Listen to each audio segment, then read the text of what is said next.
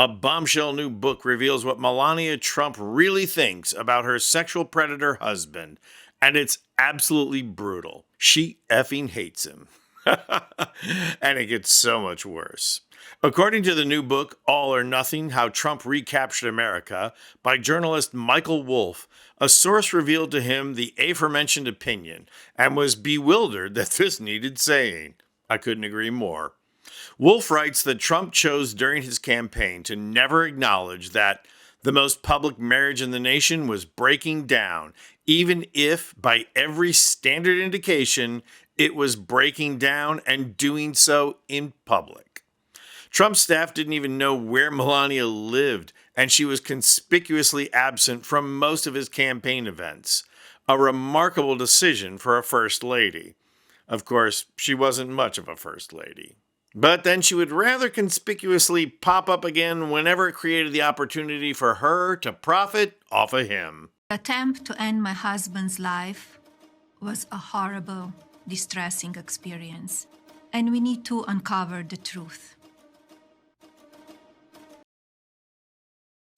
And how many of us now regret not being at that wedding, huh? Just to hear the officiator say, "I now pronounce you grifter and grifter." In fact, Melania was so busy grifting that she didn't make a single campaign appearance in the 18 months leading up to the Republican National Convention in 2024. She flatly refused to make a showstopper speech at the convention. Instead, she appeared briefly on stage beside Trump during his acceptance speech and refused to speak herself. That was a real shame because we all wanted to hear her tell voters to Be best.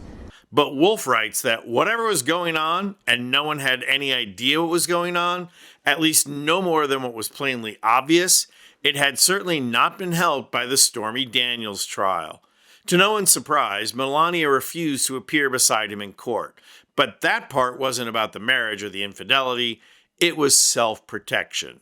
Melania famously refuses to wear gas masks, and Trump was, by all accounts, lighting the place up. In fact, Wolff states that when Trump's staffers asked Melania to appear by his side for his first indictment in New York, she laughed in their faces and said, "Nice try."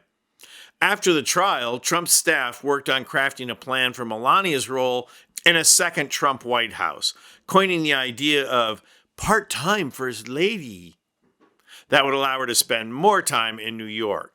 And after wearing an outfit like this, you can see why there's no objection to her spending more time in New York.